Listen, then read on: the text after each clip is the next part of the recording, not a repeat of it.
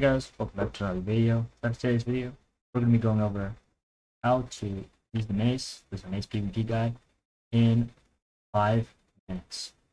So, after watching this video, you're going to be a mace pro like me, Mr. Aura himself. I'd really appreciate it if you guys could subscribe. It does really help me out as a small creator, and I would love to make more future videos like this that you guys would enjoy. So if you like this video, give it a like so I know you guys want to see more like it, and subscribe for more Aura content because the Aura farmer himself. So the first thing you're going to want to do is install Theobald the bot practice map.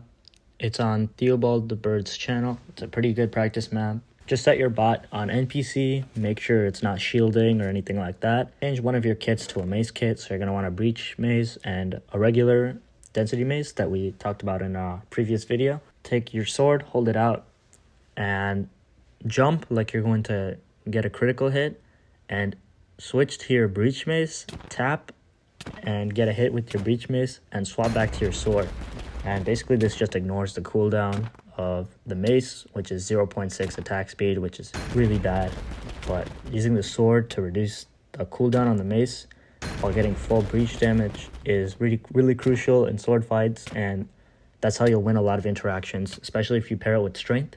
After this, all of the tech requires the density mace that we talked about in the first video I made, which is the mace enchantment guide.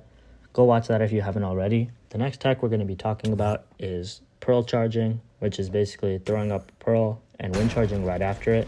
And you have to be really quick with your hotkeys because you do have to click very fast, but it is a little niche. However, it can be useful to get height and surprise your opponents, to just assassinate them if they're not having a totem and they don't expect you. But other than that, it's not really that useful, and I wouldn't spend too much time practicing this one. The next tech we have, honestly my favorite out of all of them, is elytra-macing. I'm sure you guys have seen this somewhere before. You know, people just clipping other guys with an elytra and a mace, and it looks very fast and it looks very easy to do, but it's a little bit more complicated than it seems because it does require a lot of quick hotkeys. It involves the chest plate, the elytra, the rockets, and your mace. The first step I would take is making sure your hotkeys are set to where your elytra and your mace are being hit by different fingers so you can swap really fast. I have my wind charges and my rockets on my mouse buttons. That's personal preference. And I have my elytra on Q, my mace on C, and my drop key on B to replace Q. And 1, 2, 3, 4 are the same.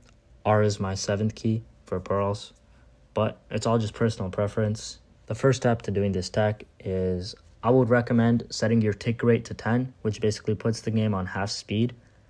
And this gives you a lot of time to get used to keybinds, or if you know how to use your keybinds very well, it's still useful for practicing your timings. And after you get comfortable with 10, you can go to 15, then 17 if you need to, and 20.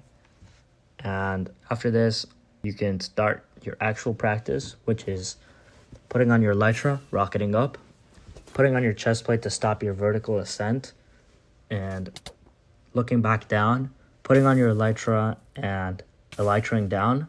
And I would recommend using flight duration 3 rockets with this so that you're still using the same rocket, so you can be conservative about resources. And then right before you land, you have to switch to your chest plate. Take off your elytra by putting on your chest plate and then swapping to your mace and hitting your opponent. It does take a while to get used to, so don't be mad if you can't get it right away. It does take a lot of practice, but it's very rewarding once you do get the hang of it, and it's really fun. You can also do this from an angle, but I would recommend starting with just vertical elytraing as it's a lot easier.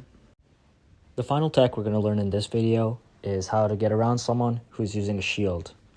So obviously, during your journey of using a mace, you're going to meet someone who uses a shield, but there are 2 ways to get around this. The first way is a technique called backstabbing, where you either use wind charges or an elytra and go around the person and hit them with the mace where their shield is not facing. But This is honestly very inconsistent, and people who are better at PvP will just dodge this. And for the second, more sophisticated technique that is a lot more consistent is called stun slamming. And this is honestly one of the hardest techs with the mace, and it requires you to disable their shield with your axe and then hitting a second time with your mace.